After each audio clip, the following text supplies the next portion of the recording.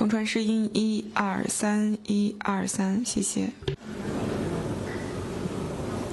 微微姿势123，123。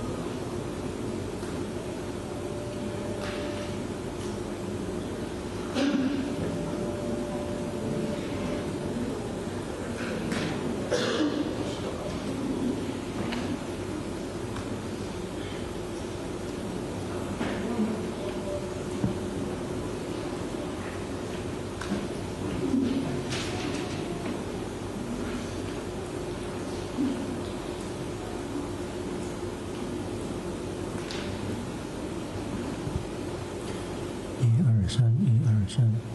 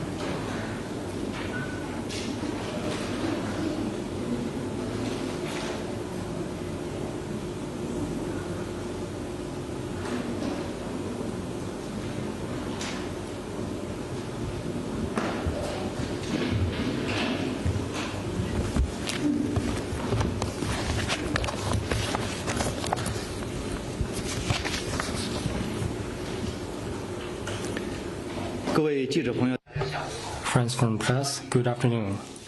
Welcome to the press conference today. I'd like to take your questions. 谢谢发言人。总台央视记者提问：中方 CCTV. China announced that Foreign Minister Wang Yi will pay a visit to ROK, was China's comment. China and ROK are neighbors and cooperation partners, and the all-around rapid growth of bilateral ties established 34 years ago have delivered tangible benefits to the two peoples and contributed to peace, stability, development, and prosperity in the region. Late last year and early this year, President Xi Jinping and President Li Jae-myung had successfully achieved mutual visits and reached a number of important common understandings, opening up new prospects for the development of bilateral ties. We believe Foreign Minister Wang Yi's upcoming visit will boost efforts on both sides to deliver on the important common understandings between the two presidents, strengthen communication, enhance mutual trust, deepen exchanges and cooperations, and make new progress in the China-ROK strategic cooperative partnership. Next one, please.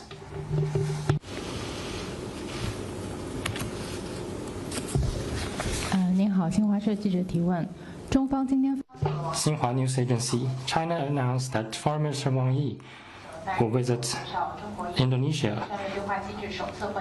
Can you brief us on China-Indonesia Comprehensive Strategic Dialogue Mechanism Conference and the second ministerial meeting of the China-Indonesia Joint Foreign and Defense Ministerial Dialogue? Could you give us a preview of the conferences? Was China's expectation?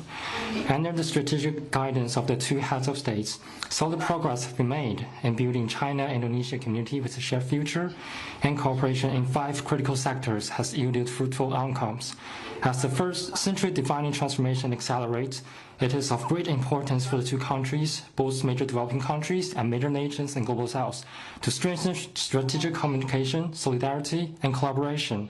The China-Indonesia Comprehensive Strategic Dialogue Mechanisms and the second meeting of the China-Indonesia Joint Foreign and Defense Ministerial Dialogue fully demonstrate the strategic significance and high level of China-Indonesia relations.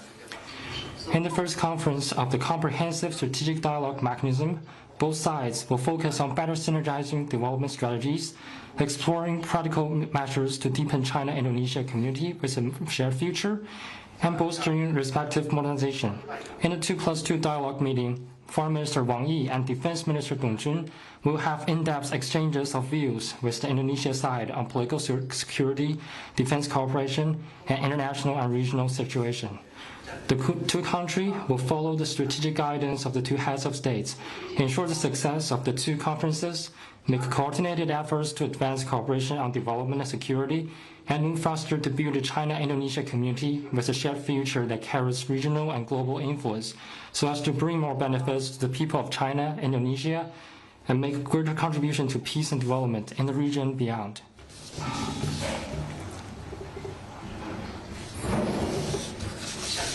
Next question, please. 发言人好，环球时报记者提问：我们关注到俄罗斯外长拉夫。 Global Times, Russian Foreign Minister Lavrov on Monday reported that Japan was initially designated as an enemy state in the UN Charter. He sincerely hoped that Japan read the Charter in its entirety, including the enemy state clauses. Japan joined the UN after having atoned for its crimes and recognizing the principles in the Charter. If Japanese leaders are attempting to violate their own constitution, rewrite international law, and evade historical responsibilities, it will naturally give rise to serious concern. What's your comment? China agrees with the view made by Foreign Minister Lavrov. The enemy state clauses is an important part of the UN Charter. On the occasion of the 80th anniversary of the opening of the Tokyo trials, it is important to reiterate what the enemy state clauses mean and underscore that the provisions still remain binding. This is crucial for defending the outcomes of the victory of the Chinese People's War of resistance against Japanese aggression and the World Anti-Fascist War, as well as preventing the revival of militarism.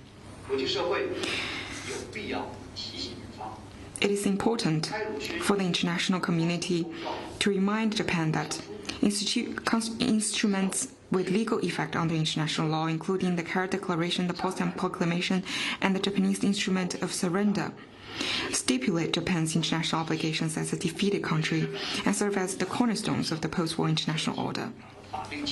Fulfilling these obligations is the political and legal prerequisite for Japan to be readmitted to the world. Today, however, the Takaichi administration keeps sidestepping the issue of historical crimes with no sense of remorse, and even attempted to whitewash and glorify them as part of its scheme to abandon pacifism, break free from the constraint of its constitution and domestic international laws, and speed up remilitarization. It is a blatant challenge to the post-war international order and provocation to peace and justice. All peace-loving countries need to jointly reject and check Japanese right-wing forces' dangerous pursuit so as to safeguard the outcomes of the World War II victory and the post-war international order, and prevent the recurrence of historical tragedies. Next one, please.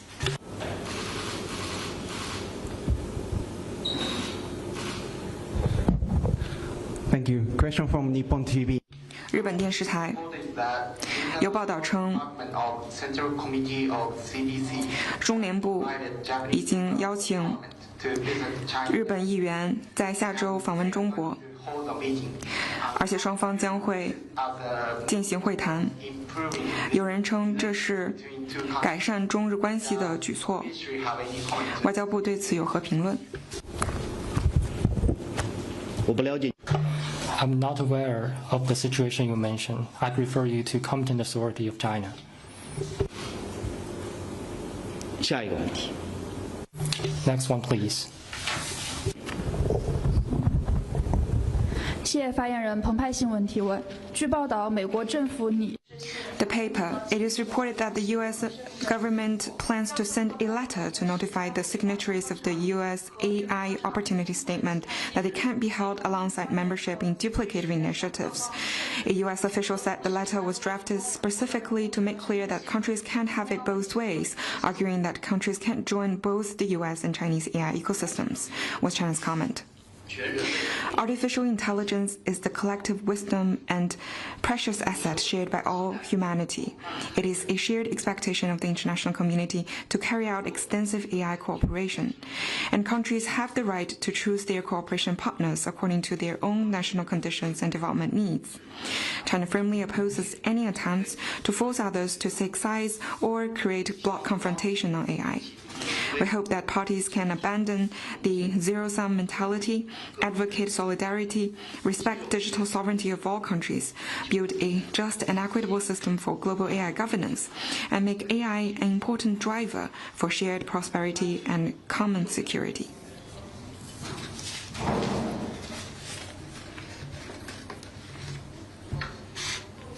Next one, please. 凤凰卫视提问：据报道，马来西亚总理安瓦尔今 Phoenix, it is reported that Malaysian Prime Minister Anwar said at a recent interview that Taiwan is a part of China. When asked about his views on China's not committing to renouncing the use of force, Prime Minister said that if one Prime Minister of Malaysia decides to break away, he will use force to protect the unity of the nation. What's your comment? Upholding the One China principle is where the public opinion tends and the right thing to do. The international community's commitment to the One China principle is not to be shaken. China commends Prime Minister Anwar's remark. Let me stress once again that there is but one China in the world, and Taiwan is an inalienable part of China's territory. China must and will achieve reunification. This will not be stopped. 下一个问题。 Next one, please. Thank you. Question from AFP. 法新社，美国和韩国在今天都宣布将会更早的进行联合军演，更早的结束联合军演，因为特朗普表示，因为他和朝鲜的领导人关系非常好，所以将会削减美韩之间的联合军演。中方对这一决定有何评论？ We have responded to similar questions. Maintaining the peace and stability of the peninsula and pushing for the political settlement of the issue in the peninsula fills the interest of all parties. 下一个问题。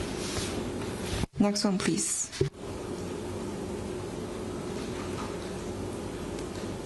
大家还有其他问题吗？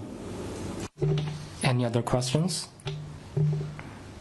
好，那今天的记者会就到这里，谢谢大家。 This will be the end of today's conference. Thank you.